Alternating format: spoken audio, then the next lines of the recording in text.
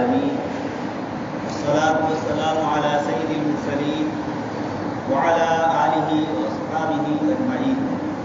قال الله تبارك وتعالى في الكلام المجيد والفرقان الحميد: أعوذ بالله من الشيطان الرجيم، بسم الله الرحمن الرحيم. الرجال قوامون على النساء بما فضل الله بعضهم على بعض وبما أنفقوا من أموالهم والصالحات قانتات تائبات عابدات للغيب بما حفظ الله. وقال تعالى: وأنكحوا الأيام منكم والصالحين من عبادكم وإمائكم. وقال النبي صلى الله عليه وسلم: يا معشر الشباب من استطاع منكم الباء فليتزوج فإنه أغض للبصر وأحسن للفرج ومن لم يستطع فعليه بالصوم فإنه له وجاء. صدق الله العظيم وصدق رسوله النبي الكريم ونحن على ذلك لمن الشاهدين والشاكرين والحمد لله رب العالمین. محترم و مکرم حضرات علماء کرام اور ایمان والے بھائیوں، اللہ تبارک و تعالیٰ نے ہمیں جو دین عطا فرمایا، جناب نبی اکرم صلی اللہ علیہ وسلم کے ذریعے اللہ پاک کا یہ جو آخری دین اور آخری شریعت اللہ پاک کی طرف سے قیامت تک کی انسانیت کو دیا گیا، یہ پیغام انسانوں کے لیے دستور حیات. بہت سارے میں اور آپ تو پیدائشی اور نسلی طور پر مسلمان ہے، اس لیے ہمیں اسلام کی بہت ساری خوبیوں کے متعلق علم نہیں. جو بیچارے محروم ہیں اور اس کے بعد وہ اسلام میں آتے ہیں اور پھر اسلام کی خوبیوں کو ذکر کرتے ہیں، اس میں سب سے بڑی خوبی یہ ذکر کرتے ہیں کہ اسلام ہمارے ساتھ ساتھ چلتا ہے. زندگی کے کسی عمل میں ایسا نہیں ہے کوئی کام ہو اور اسلام کی اس پہ رہنمائی نہ ہو، ایسا ہرگز. اور اسی سلسلے میں انہوں نے کہا کہ چرچ میں تو صرف ہفتے میں ایک دن ہم جاتے ہیں، مندر میں بھی دن میں ایک وقت صبح میں چلے گئے یا شام کو چلے گئے یا کبھی ہفتے 10 دن کے بعد چلے گئے. اس کے مقابلے میں اسلام ہمیں زندگی کے ہر مسئلے کے وقت ہماری رہنمائی کرتا ہے. یہ ایک ایسا دستور العمل ہے کہ جس میں ہمیں اپنی زندگی کے ہر مسئلے کا حل ملتا ہے. تو مجھے اور آپ کو تو اللہ تبارک تعالیٰ نے پیدائشی مسلمان بنایا، اس لیے بہت ساری خوبیاں جو کسی کو محنت سے حاصل ہوئی، اپنے سماج کے باعث اور سماج میں پریشانیوں اور تکلیفوں کے بعد یا صحیح دین کے تلاش کرنے میں بڑی پریشانیاں پیش آئی، اس کے مقابلے میں اللہ پاک نے ہمیں ان ساری چیزوں سے محفوظ رکھا. آپ حضرات کے سامنے میں نے کلام پاک کی ایک آیت کی تلاوت کی.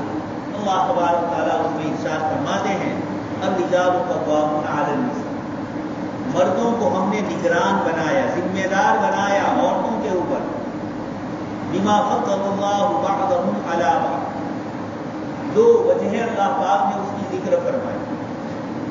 پہلی وجہ تو یہ فرمائی بما فضل اللہ بعضهم علی بعض، ہم نے مردوں کو کچھ فضیلتیں دی عورتوں کے اوپر اور عورتوں کو کچھ فضیلت دی مردوں کے اوپر. نگران بنایا، لیکن آیت میں اللہ پاک یہ فرماتے ہیں کہ ایک کو دوسرے پر ہم نے فضیلت دی. یہ نہیں فرمایا مردوں کو عورتوں پر فضیلت دی. جملہ کو استعمال فرمایا قرآن کریم نے بما فضل اللہ بعضهم علی بعض، ایک کو دوسرے پر فضیلت. کچھ صفات مردوں میں ہے جو عورتوں میں نہیں ہے اور کچھ صفات عورتوں میں ہے جو مردوں میں نہیں. للرجال نصیب مما اکتسبوا وللنساء نصیب مما اکتسبوا ولا تتمنوا ما فضل اللہ به بعضکم علی بعض للرجال نصیب مما اکتسبوا. اس آیت میں گزشتہ 200-300 سال سے یوروپ اور امریکہ میں جو ایک محنت ہو رہی ہے کہ عورتوں کو ایسی آزادی دی جائے کہ جس میں وہ مردوں کے شانہ بشانہ مردوں کے ساتھ چلے. یہ قرآن کریم نے فرمایا کہ بات ایسی نہیں. کچھ خصوصیتیں مردوں میں ہیں جو عورتوں میں نہیں. رات دن دیکھ رہے ہو بچوں کی تربیت، بچوں کی پرورش، بچوں کو رو رہا ہو تو اس کو کس طریقے سے روتے بند کرنا، یہ بھی مردوں کو نہیں آتا۔ اللہ پاک نے عورتوں کو یہ ساری صفات سے نوازا۔ تو دوسری چیز ہے عورتوں کے لیے روزی روزگار کمانا، گھر کا ذمہ دار بن کے بڑے اہم فیصلوں کے اندر اپنی رائے دینا اور صحیح طریقے سے فیصلہ کرنا، یہ صفات اللہ پاک نے مردوں میں عنایت ہے۔ یہ تو وہ چیز ہے جو اللہ پاک نے دی، اس لیے اس میں کوئی اپنی طرف سے کوئی دخل کسی انسان کا نہیں ہے۔ اللہ پاک نے یہ نظام بنایا ہے اور آج ہم اپنی آنکھوں سے ان چیزوں کا مشاہدہ کر رہے ہیں کہ مردوں کو کچھ بیماریاں ہوتی ہے، وہ بیماری عورتوں کو نہیں ہے۔ مردوں کے جسم کے اندر کچھ چیزیں ہیں، اللہ پاک نے عورتوں کے اندر دوسری چیزیں رکھی۔ سر سے لے کر پیر تک سائنس کی دنیا میں مرد اور عورت ان دونوں کا ایک الگ نظام۔ مرد کے ہارمونز کا مسئلہ الگ ہے، عورتوں کے ہارمونز کا مسئلہ الگ ہے۔ اسٹیم سیل میں بھی کتنی الگ الگ چیزیں مرد اور عورتوں کے درمیان رکھی ہے، سائنس نے ان سب چیزوں کو کھول کر رکھا ہے۔ مجھے آپ کو یہ کہنا ہے، اللہ پاک یہ فرماتے ہیں کہ مردوں کو عورتوں کی نقالی نہیں کرنی اور عورتوں کو مردوں کی نقالی نہیں کرنی، اس لیے کہ یہ صفات فطری اور نیچری ہے، اس کو کوئی انسان بدل نہیں سکتا۔ ایک تو یہ بات اس آیت میں اللہ پاک نے بتائی، اس میں ایک لطیف اشارہ یہ کیا کہ مردوں کو جب قوام اور نگران اور ذمہ دار بنایا تو ذمہ داری کی جو صفات ہے وہ اللہ پاک نے مردوں میں رکھی۔ اس کے ساتھ دوسری چیز جو قرآن کریم نے ذکر فرمائی، جو انسان کے اختیار میں، بما فضل اللہ بعضهم علی بعض، اللہ پاک نے ایک کو دوسرے پر فضیلت دی، وبما انفقوا من اموالهم، اور مردوں کو نگران اور ذمہ دار اس لیے بنایا کہ بما انفقوا من اموالهم، وہ اپنا مال عورتوں کے اوپر خرچ کرتے ہیں۔ دوست اور بزرگوں، یہ قرآن کریم نے میاں بیوی کے درمیان جو بیلنس ہونا چاہیے، مردوں اور عورتوں کے درمیان جو برابری ہونی چاہیے، اس آیت میں اللہ پاک نے ان دونوں چیزوں کے ذریعے ذکر کیا، جس میں یہ بتایا کہ مرد عورت پر اپنا روپیہ پیسہ خرچ کرے تو عورت کے دل میں یہ بات آتی ہے کہ میرا شوہر صبح سے لے کر شام تک محنت مزدوری کر کے اور کسی طرح کاروبار کر کے مجھے میری روزی روٹی، میرے روٹی کپڑے اور مکان کا وہ انتظام کر۔ جب شوہر محنت کر کے آتا ہے شام کو تو عورت استقبال کے لیے کھڑی ہوتی، اس کو خوشی ہوتی ہے کہ میرے گھر میں میرا شوہر صحیح سلامت واپس آیا، یہ کچھ کما کر آیا، اس کا احسان ہے، یہ کما کر آتا ہے اور ہمیں روزی روزگار ملتا ہے، کھانے پینے کی اور ضروریات زندگی کی ہماری ساری خواہشات کی تکمیل۔ یہ اسلام نے اتنا صاف ستھرا سماج کرتا ہے۔ یوروپ میں گزشتہ 100 سال سے جو طلاقوں کی کثرت اور مرد اور عورت ایک دوسرے سے الگ ہے، وہاں کا سوشل لائف، وہاں کی سماجی زندگی بالکل ایک دوسرے سے الگ ہو چکی، گاڑی پتری پر سے نیچے اتر چکی ہے اور پورے یوروپ اور امریکہ کو اس کا اعتراف ہے کہ 1 مہینہ چرچ میں نکاح ہوتے ہیں اور 11 مہینے کورٹ کچہریوں کے چکر چلتے ہیں۔ دوست اور بزرگوں، اللہ تبارک تعالیٰ نے ہمیں یہ ایسا دین عطا فرمایا جس میں مرد اور عورت دونوں کی ذمہ داریاں بتائیں۔ مجھے تھوڑا لطیف اشارہ اس لیے بھی کرنا ہے کہ گزشتہ ہفتے احمد آباد میں ایک مسلمان لڑکی نے خودکشی کی، اس کے پیچھے جو اسباب ہے آپ سب نے سن لیا ہوگا، پڑھ لیا ہوگا۔ یہ ایک بڑی غیرت کی چیز ہے کہ مرد خود کمائے نہیں اور عورت کو کمانے کے لیے بھیجے، اس کے ماں باپ کو مجبور کرے کہ جہیز کسی طریقے سے لا دیں۔ عشق سے شادیاں ہوتی، یہ ناپائیدار ہوتی، اس لیے کہ ایک ہی دنیا۔ اب جب لڑکی گھر پہ آ گئی تو اب مرد اس کا استحصال کرتا ہے، بلیک میلنگ کرتا ہے، سمجھتا ہے کہ اب کہاں جائے، ایک مرتبہ شادی کا اس کے ساتھ ڈبہ لگ گیا ہے، اب یہ ہمیں چھوڑ کر کہاں جائے۔ اس کے بعد اس کو کسی نہ کسی طریقے سے پریشان کیا۔ ایک کیس یہ تو ہوا ہے، کہیں عورتوں کی طرف سے بھی زیادتیاں ہوتی اور اس کے کیسز بھی کثرت سے آ گئے، اس لیے کہ اسلام نے طلاق کے بعد عدت کا خرچہ رکھا ہے، پھر اس کے بعد وہ اپنے باپ کے گھر ہے تو باپ کے ذمہ اس کا خرچہ ہے۔ لیکن ہمارے سماج میں دونوں طرف سے افراط اور تفریق ہو رہی ہے. لڑکیاں والے بھی کورٹ کچہری کے ذریعے زبردستی روپیے پیسے وصول کرنے کی کوشش کرتے ہیں، اور دوسری طرف یہ جہیز کے عنوان سے لڑکے والے لڑکی کو پریشان کرتے ہیں، اس کے ماں باپ کو پریشان کرتے ہیں. آنے والی جو نئی نسل ہے یہ اپنے ماں اور باپ کے ان جھگڑوں کے اندر بڑی ہوتی ہے، تو اس کو دینی تعلیم، دنیاوی تعلیم، زندگی کا چین سکون نہیں ہے. یہ پریشانیاں کیوں ہیں؟ دوست اور بزرگوں، بچپن سے اپنے اولاد کو صحیح تعلیم نہیں دی گئی. اس کے نتیجے کے اندر آپ دیکھ رہے ہیں مسئلے اور مسائل نہ لڑکیوں کو معلوم ہے نہ لڑکوں کو معلوم ہے. اسکول اور کالج میں کوئی ڈگری حاصل کرنا ہے، انٹرویو دینا ہے، تو اس کے لیے کتنی تیاریاں کرتے ہیں. لیکن زندگی کا ایک اہم موڑ کہ جس میں مرد شادی کر کے اور عورت شادی کر کے ایک نئی زندگی لائے، اس میں لڑکی کو اپنے ذمے کیا حقوق ہے، لڑکی کی کیا ذمہ داریاں ہیں. اجنبی گھر میں وہ جا رہی ہے تو وہاں پر اس کے ذمے کیا کیا ہے. قرآن کریم نے اتنی تفصیل سے ان مسائل کو ذکر کیا ہے، حتیٰ کہ دودھ پلانے میں آپس میں جو مشورے ہیں. قرآن کریم تو اصول اور قانون کی کتاب ہے، عبادات کے سلسلے میں صرف اشارے فرمائے، لیکن سماج اور معاملات، ویوہار، ان دونوں چیزوں میں قرآن کریم نے مسائل بہت کھول کر ہمارے سامنے بتلائے. یہ کیوں بتلائے؟ اللہ کا حق ہے، اللہ پاک معاف فرما دے، لیکن بندوں کے حقوق اور اس سے سماجی زندگی میں دوسرے کو جو پریشان کیا جاتا ہے، قرآن کریم عدل و انصاف کا پیکر اللہ پاک نے ایک ہی آیت ایسی بیان فرمائی جس کو حضرت عمر بن عبد العزیز رحمۃ اللہ علیہ نے جمعہ کے خطبے میں رکھی. ان اللہ یأمر بالعدل والاحسان، عدل اور احسان، برابری، مساوات، کسی کی حق تلفی نہ ہو، نہ کاروبار میں ہو نہ سماجی زندگی کے اندر.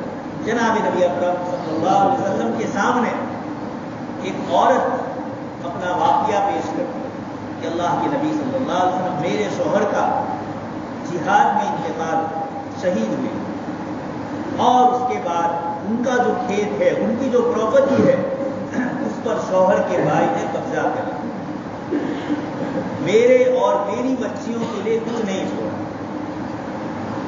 اللہ کے رسول صلی اللہ علیہ وسلم کے پاس یہ کیس آیا اور اللہ تبارک تعالیٰ نے قرآن کریم کی آیت نازل فرمائی، یوصیکم اللہ فی اولادکم للذکر مثل حظ الانثیین.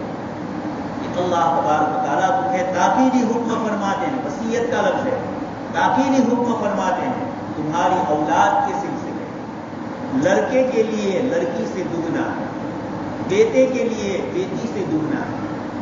قرآن کریم یہ بھی فرما سکتا ہے کہ لڑکی کے لیے اپنے بھائی سے آدھا ہے، لیکن قرآن نے ہمیں بتلایا کہ لڑکے کا حق بتلایا اور اس کے لیے ماپدند، اس کے لیے اسکیل کس کو بنایا؟ لڑکی کے حصے کو، کہ لڑکی کو جتنا ملتا ہے، یعنی لڑکی کا حق قرآن میں متعین ہے. اب اس کو جو ملے گا اس سے ڈبل اس کے بھائی کو ملے گا. یہ نہیں فرمایا کہ لڑکے کو جتنا ملے گا اس سے آدھا لڑکی کو ملے گا، یہ نہیں فرمایا. کیوں؟ اس لیے کہ لڑکے کا حصہ تو تابع کے طور پر بتلانا ہے اور اصل لڑکی کا حصہ بتلانا ہے. تو اللہ تبارک تعالیٰ نے آیت نازل فرمائی اور آپ صلی اللہ علیہ وسلم نے اس صحابی کو بلایا اور کھیت میں جو ان کا باپ بغیچہ وغیرہ تھا اس کے اندر اس عورت کا اپنے شوہر کے انتقال کے بعد اس پراپرٹی میں 8واں حصہ تھا، اور ان کی جو لڑکیاں تھیں 2 اور 2 سے زائد ہو تو 2 تہائی. اللہ کے نبی صلی اللہ علیہ وسلم نے اس مال میں ان کا حصہ مقرر کیا. آج مسلمان وراثت نہیں دے رہے ہیں، نہ بہنوں کو، نہ بھائیوں کو، نہ اور دوسرے گھر کی رشتے دار عورتوں کو اور مردوں کو، اور شادی میں جہیز کے عنوان سے بڑی بڑی چیزیں دی جائیں. یہ اسلامی تصور نہیں، یہ ان قوموں کا طریقہ ہے جن کے یہاں بیچاروں کے پاس وراثت کا کوئی قانون نہیں. ہمارے پاس تو اسلام نے وراثت کا بہترین قانون بنایا، اور اللہ پاک نے فرمایا آباؤکم وابناؤکم لا تدرون ایہم اقرب لکم نفعا، کہ تمہارے باپ اور تمہارے بیٹوں میں کون تمہیں نفع دے گا تم اس کو نہیں جانتے. بہت سی مرتبہ ہوتا ہے جس بیٹے کے ساتھ ماں باپ نے بہت اچھا سلوک کیا، بچپن سے جس کو زیادہ کھانے پینے اور دوسری چیزیں جس کے تقاضے پورے کیے ہو، شادی کے بعد مسئلہ بدل جاتا ہے، وہ ماں باپ کو نہیں پوچھتا، اور وہ بھائی جس کے ساتھ ہمیشہ کم درجے کا سلوک کیا گیا لیکن یہی اپنے ماں باپ کی خدمت کرتا ہے، ان کے حقوق کا خیال رکھتا ہے، ان کی بیماری اور ان کی عادت کے مسائل کے اندر توجہ دیتا ہے۔ قرآن نے یہ اشارہ فرمایا کہ یہ میراث، یہ وصیت کے جو حصے ہیں، یہ انسانی عقل اور انسانی سمجھ سے باہر ہے، یہ ما فوق الفطرت ہے، ما فوق العقل ہے، عقل سے اوپر وحی کا تعلق ہے۔ اس لیے ان چیزوں کو ذکر کر کے اللہ پاک نے فرمایا تلک حدود اللہ، یہ اللہ پاک کی حدود ہے، اس کا خیال رکھو۔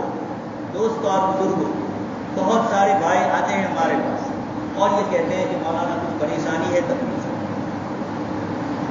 اب ظاہر میں نماز، روزے، عبادتیں وغیرہ سب ادا کرتے ہیں لیکن بے چینیاں، پریشانیاں حل نہیں۔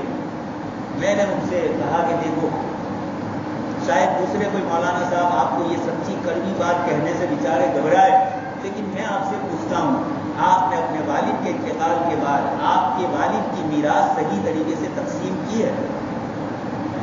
دوست اور وہ نہیں ہوگی۔ اب آپ کتنی ہی نمازیں پڑھیں، کتنی عبادتیں کریں، حدیث شریف میں فرمایا مطعمہ حرام و مشربہ حرام انا یستطاع۔ آدمی اپنا جسم اللہ کی راہ کے اندر لگا رہا ہے اور کپڑے میلے کچیلے ہیں اور بالکل تواضع اور مسکنت سے اللہ پاک سے مانگ رہا ہے، لیکن ان مسکینوں کی، ان بیواؤں کی، ان یتیموں کی، ان غریبوں کی بددعائیں لی ہے جن کا حق آپ نے ادا نہیں کیا۔ وہ بددعائیں ایک طرف جا رہی ہے اور حدیث شریف میں فرمایا کہ مظلوم کی دعا اور اس کی قبولیت کے درمیان کوئی رکاوٹ نہیں۔ اللہ پاک کی حکمتیں مصلحتیں ہوتی ہے۔ ہم لوگ بولتے ہیں اللہ کے یہاں دیر ہے اور دیر نہیں ہے، یہ بھی غلط ہے، دیر بھی نہیں ہے، وہاں مصلحتیں ہیں۔ ہم اپنے کیلکولیٹر سے، اپنے کیلنڈر سے کوئی چیز دیکھتے ہیں اور اللہ پاک کا کیلنڈر علیم و حکیم کا کیلنڈر، وہ لطیف و خبیر ہے، وہ جانتا ہے کہ کس کے ساتھ کون سا معاملہ کب کرنا چاہیے۔ اس لیے دوستوں اور بزرگوں، ہم نکاحوں کی مجلسیں بہت منعقد کرتے ہیں، بہت دین کی باتیں ہوتی ہیں، لیکن گھروں میں جا کر سماجی زندگی میں جب ہم چلتے ہیں تو سارے غیر مسلموں کے طریقے اپناتے، اللہ پاک کی رحمتیں پھر نہیں آتی۔ وَجَعَلَ بَيْنَكُمْ مَوَدَّةً وَرَحْمَةً، جو فرمایا قرآن نے کہ میاں بیوی کے درمیان مودت اور محبت ہوتی ہے، رحمت ہوتی ہے۔ یہ رحمت والی، چین و سکون امن والی زندگی تب ملے گی جب اللہ پاک کے احکام پر ہم عمل کریں۔ اس لیے یہ جہیز کے طریقوں کو چھوڑا جائے اور وراثت کو آباد کیا جائے، نکاح کو سستا کیا جائے اور زنا کاری کو مہنگا کیا جائے۔ جناب نبی اکرم صلی اللہ علیہ وسلم اس لیے آئے تھے کہ نکاح کو آسان طریقے میں آپ نے کر دیا اور زنا کی راہ میں رکاوٹیں پیدا کی۔ اس لیے میں اپنے نوجوان بھائی یہاں ہے، میں ان سے گزارش کروں گا کہ آپ اس چیز کو پھیلاؤ کہ اسلام میں جہیز نام کی کوئی چیز نہیں۔ جناب نبی اکرم صلی اللہ علیہ وسلم نے اگر اپنی صاحبزادی حضرت فاطمہ کو کچھ دیا ہے تو وہ کیا ہے؟ حدیث شریف میں ایک تکیہ، اس میں بھی کھجور کی چھال اور اسکھر گھاس دونوں ملی ہوئی اس کا تکیہ بنا، ایک چادر دی ہے، ایک مشکیزہ دی ہے، اور وہ بھی حضرت علی رضی اللہ تعالیٰ عنہ آپ صلی اللہ علیہ وسلم کی پرورش میں، جناب ابو طالب کے بہت سارے بچے تھے، گھر کی حالت ٹھیک نہیں تھی، تو آپ صلی اللہ علیہ وسلم نے حضرت علی کو اپنے ساتھ رکھا، ان کا کھانا پینا حضور کے ساتھ رکھا۔ اب انہی کی شادی ہو رہی ہے، اب ہم سنت ادا کرنا چاہیں جہیز کی تو یہ 3 چیزیں دے دیجیے۔ آپ اتنی چھوٹی چیز دے کر وراثت سے محروم کر جو اللہ کا فریضہ ہے، وَمَن يَعْصِ اللَّهَ وَرَسُولَهُ وَيَتَعَدَّ حُدُودَهُ يُدْخِلْهُ نَارًا خَالِدًا فِيهَا۔ اسی صورت میں، اسی آیت میں اللہ پاک اخیر میں فرماتے ہیں جو اللہ کی حدود سے تجاوز کر کے نافرمانی کریں گے اللہ کی، اللہ پاک وہاں بھی دیں گے اور یہاں بھی زندگیوں میں چین و سکون نہیں آئے گا۔ اس لیے اسلام بالکل صاف اور صریح مذہب ہے، یہاں دوسرے مذہبوں کی طرح اور دوسرے سماج اور سوسائٹیوں کی طرح لپٹی لپٹی ہوئی باتیں نہیں ہوتی ہیں۔ قرآن بالکل صاف اور اسٹریٹ بات کرتا ہے۔ اس لیے دوستوں اور بزرگوں کے نکاح کے موقع پر ہم اسلام کے نکاح کے پیغام کو اللہ کے بندوں تک پہنچائے۔ یوروپ کی عورتیں اسلام میں داخل ہو رہی، پوچھا گیا کہ کیوں؟ انہوں نے کہا کہ ہمیں دھوکے میں ڈالا، ہمیں یہ کہا گیا کہ اسلام میں عورتوں کو کوئی آزادی نہیں ہے، عورتوں کے کوئی حقوق نہیں، لیکن جب ہم نے قرآن پڑھا، اللہ کے رسول صلی اللہ علیہ وسلم کی تعلیمات کو پڑھا تو ہمیں پتا چلا کہ تم لوگ ہمیں دھوکہ دے رہے ہو، یوروپ والے۔ اسلام نے عورت پر کمانے کی کوئی ذمہ داری نہیں رکھی اور تم نے ہمیں گھروں سے نکالا، اسکول اور کالج میں بھیجا اور پھر اس کے بعد ملازمت کے لیے تم نے ہمیں آفسوں میں بھیجا اور وہاں ہماری کیا درگتی ہوگی، اور پھر اس کے بعد کھانے پینے کی ذمہ داری پکانے کی ہم پر ہی رہی۔ اسلام نے تو ہمیں گھر کی مہارانی بنایا اور تم نے ہمیں باہر نکال کر شو پیس بنایا۔ مردوں کی نظریں اور ان کی تسکین کے لیے ہمیں تم نے ریسیپشن پر بٹھایا، اپنے دھندے اور اپنے کاروبار کو چلانے کے لیے ہم کو اس طرح آگے کیا، جبکہ اسلام نے ہمیں عزت بخشی۔ اس نے ماں کے پیروں کے نیچے جنت بنائی، اس نے بیٹی کے لیے اور اس نے بیوی کے لیے، اس نے بہن کے لیے سارے الگ الگ احکام ذکر فرمائے۔ تو دوست اور بزرگوں، جن لوگوں کو بیچاروں کو دین ملتا ہے وہ اس کی قدر جانتے ہیں۔ اتنا پاکیزہ، اتنا لطیف، اتنا صاف ستھرا معاشرہ جناب نبی اکرم صلی اللہ علیہ وسلم چھوڑ کر گئے۔ اللہ پاک سے دعا ہے کہ اللہ تبارک تعالیٰ ہم سب کو بھی جناب نبی اکرم صلی اللہ علیہ وسلم کے طریقوں پر عمل کرنے کی توفیق نصیب فرمائے۔ اللہ کے رسول کا دین چلتا پھرتا لوگوں کو نظر آئے، اسی میں لوگ دین اور اسلام کو سمجھتے ہیں۔ مسلمان در گور، مسلمانی در کتاب۔ مسلمانی دیکھنی ہو تو کتابوں میں ہے اور مسلمان دیکھنے ہو تو قبرستان میں۔ اب یہ چلتے پھرتے ہم جیسے ناشے اور لاشے اسلام کی صحیح نمائندگی نہیں کرتے ہیں تو لوگوں کو اسلام میں آنے سے ہم رکاوٹ کرتے ہیں۔ اللہ تبارک تعالیٰ اس ہونے والے نکاح کو قبول فرمائے اور ہم سب کو، دوست اور بزرگوں، جو باتیں کہی گئی ہر آدمی یہ سمجھے کہ ان میں سے میرے اندر کیا کرنا ہے، دوسرے میں یہ ہے، فلانے نے یہ کیا، فلانے نے یہ کیا، تو کبھی اصلاح نہیں ہوگی۔ ہم اپنی اصلاح کے لیے اپنی طرف نظر کریں، ہم یہ سمجھیں کہ ان میں سے جو دین کی بات ہم میں نہیں ہے ہم اس پر عمل کرنے کی کوشش کریں۔ اللہ تبارک تعالیٰ ہم سب کو ہماری نگاہوں کی بھی حفاظت فرمائے، ہماری شرمگاہ کی بھی